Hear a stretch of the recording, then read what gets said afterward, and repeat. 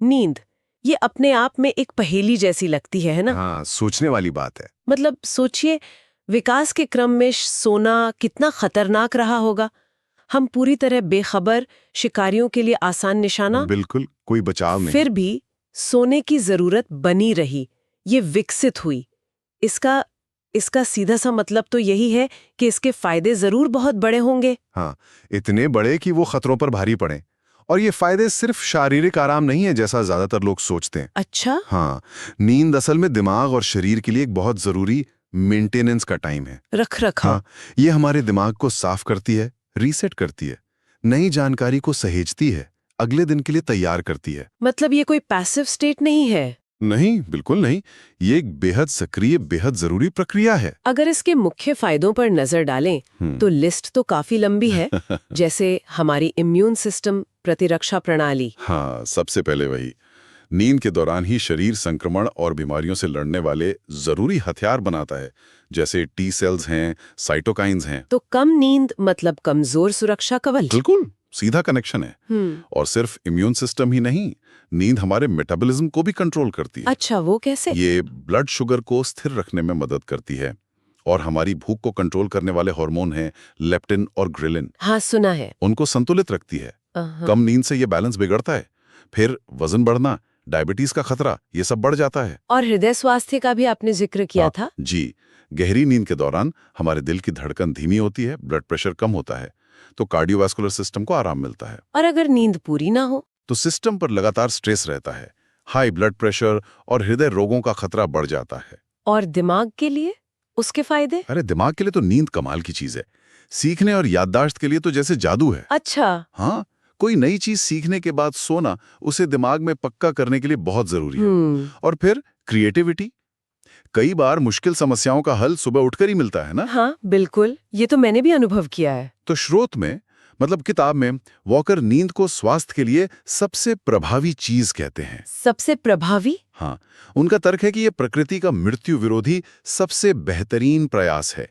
ऐसी कोई दूसरी दवा या आदत नहीं है जो इतने सारे हेल्थ बेनिफिट्स एक साथ देती हो। लेकिन सिक्के का दूसरा पहलू भी है। हम्म, जब नींद पूरी नहीं होती तो नतीजे सिर्फ थकावट से कहीं ज्यादा होते हैं।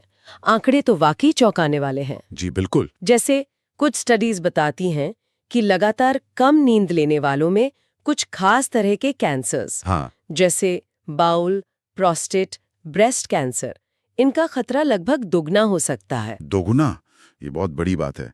और अल्जाइमर रोग के साथ भी इसका एक गहरा संबंध अब सामने आ रहा है। वो कैसे? अब हम जानते हैं कि गहरी नींद के दौरान हमारा दिमाग एक तरह की सफाई करता है।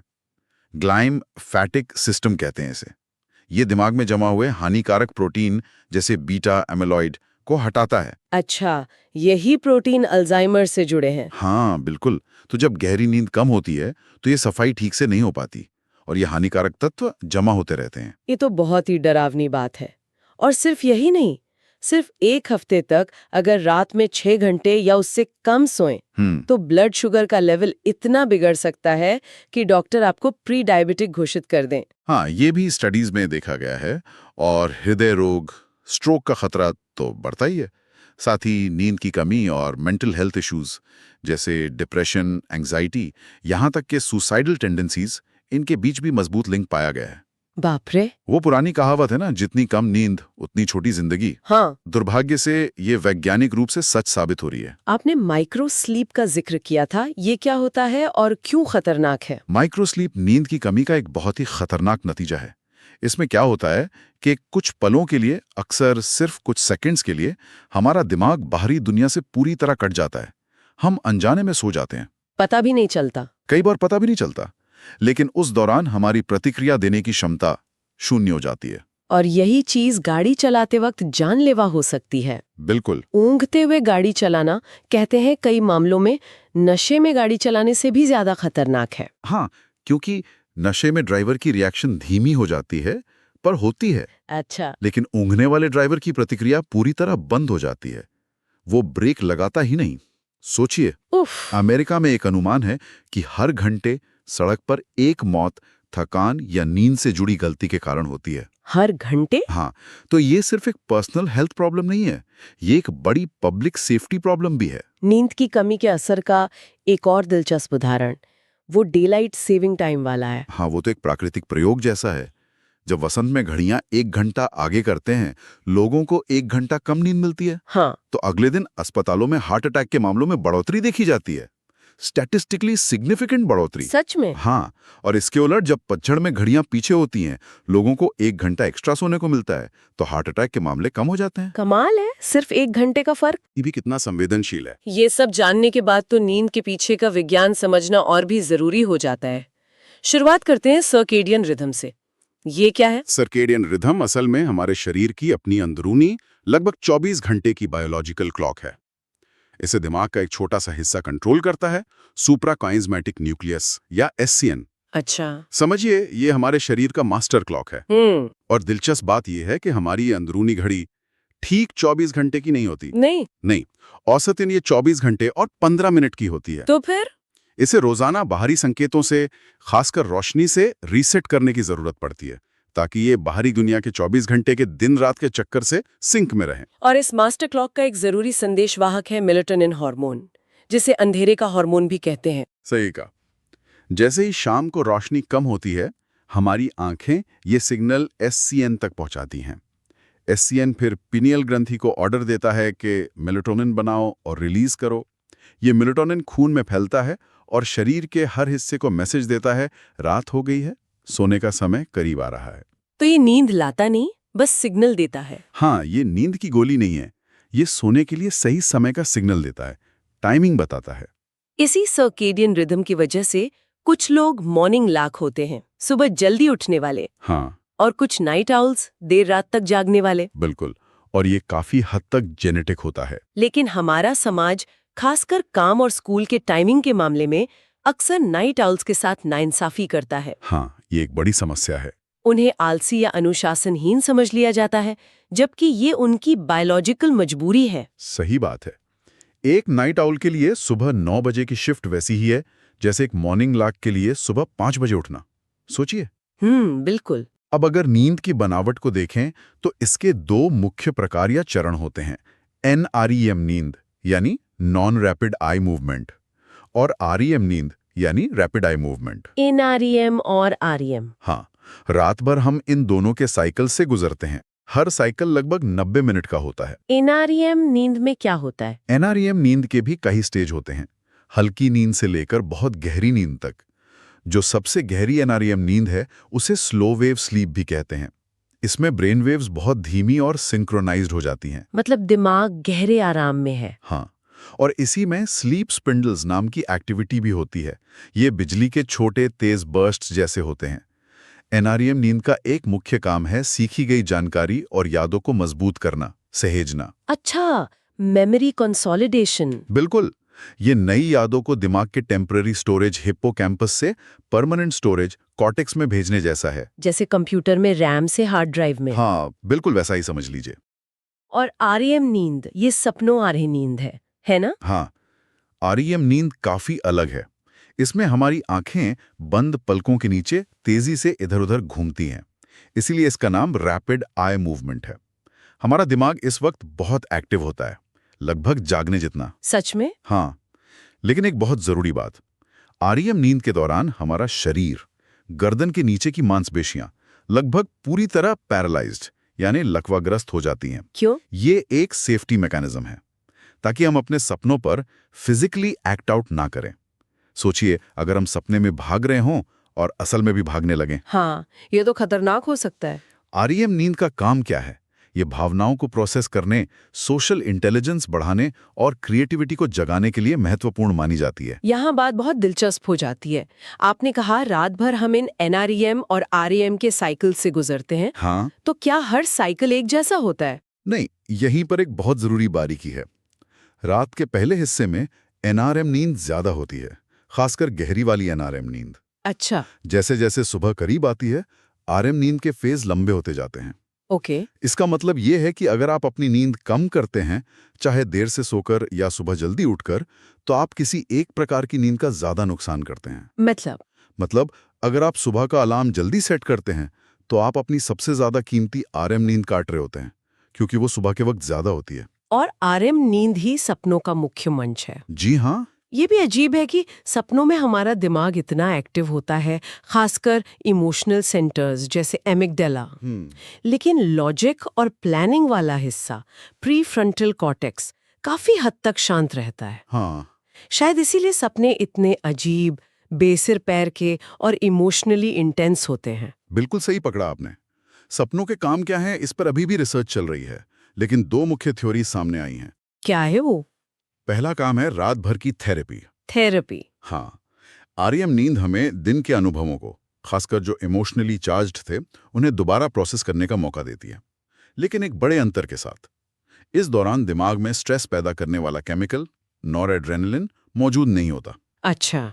तो हम उन भावनात्मक यादों से जुड़ी फीलिंग्स को कम कर सकते हैं, उन्हें बिना उस तीव्र तनाव के महसूस किए इंटीग्रेट कर सकते हैं, जैसे घाव पर मरहम लगाना। क्या इसका कोई प्रैक्टिकल उदाहरण है? हाँ, पीटीएसडी यानी पोस्ट ट्रॉमेटिक स्ट्रेस डिसऑर्डर के मरीजों में ये प्रक्रिया बिगड़ जाती है। उनके बुरे सपने अक्सर उसी तीव्र डर और तनाव के साथ वापस आते हैं। ओह। और दिलचस्प बात यह है कि प्राजोसिन नाम की एक दवा है जो नॉरएड्रेनालिन के असर को कम करती है। हाँ। वो पीटीएसडी के बुरे सपनों को कम करने में असरदार पाई गई है। ये इस रात भर की थेरेपी वाली थ्योरी को सपोर्ट करता है। ये तो बहुत दिलचस्प है। और दूसरा काम आपने क्रिएटिविटी बताया था। हाँ, दूसरा फंक्शन है क्रिएटिविटी और प्रॉब्लम सॉल्विंग। आरएम नींद के दौरान दिमाग अलग अलग यादों और जानकारियों के बीच नए और अनोखे कनेक्शन बनाता है। अच्छा। हाँ, ये असंबंधित आइडियाज को जोड़कर नए समाधान या क्रिएटिव इंसाइट पैदा कर सकता है। जैसे? इतिहास में कई फेमस उदाहरण हैं। कहते हैं दिमित्री मेंडेलीव ने पीरियोडिक टेबल की संरचना का सपना देखा था। अरे वाह।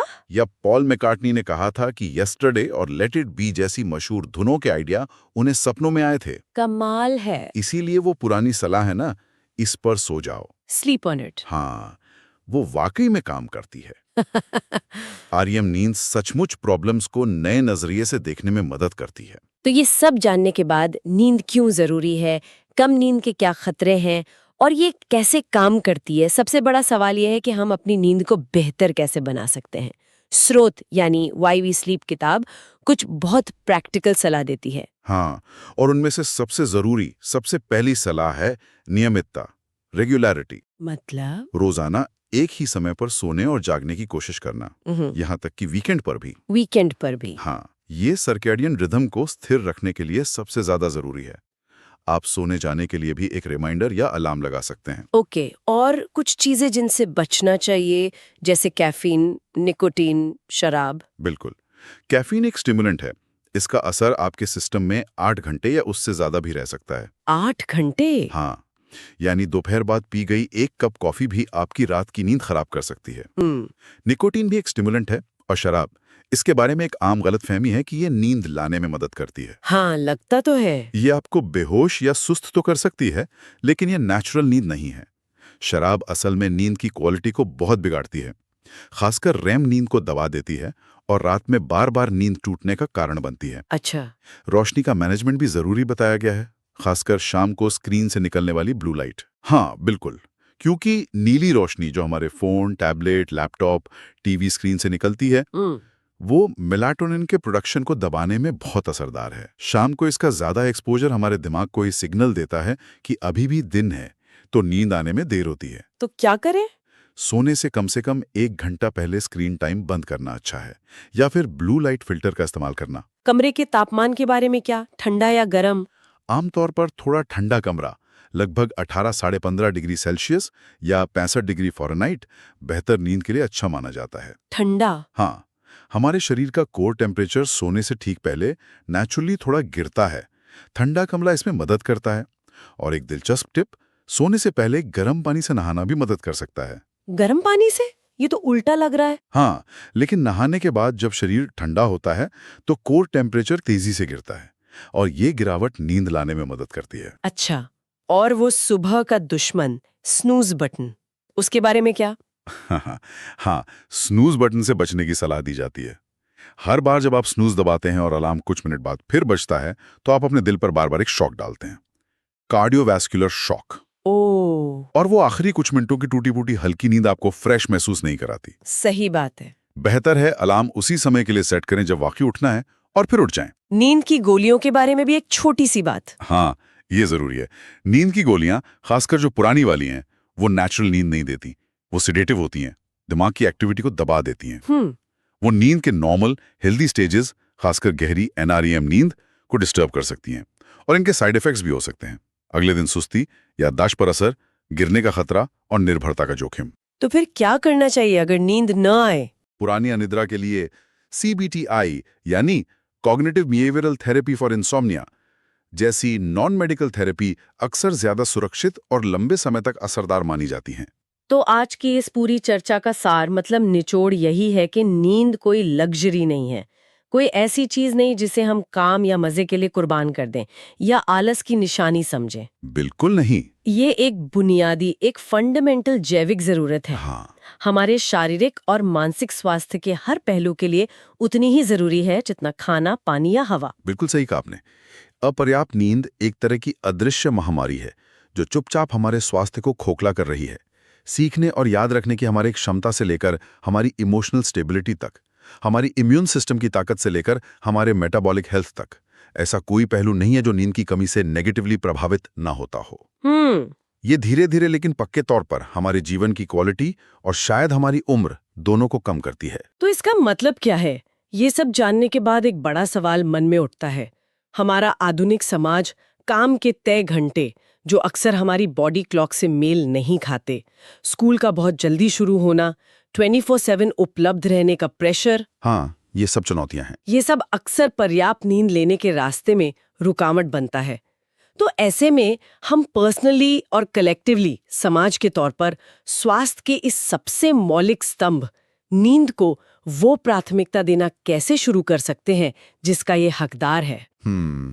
ये एक बहुत बड़ा और जरूरी सवाल है। ये एक ऐसा सवाल है जिस पर हम सभी को सोचने की जरूरत है।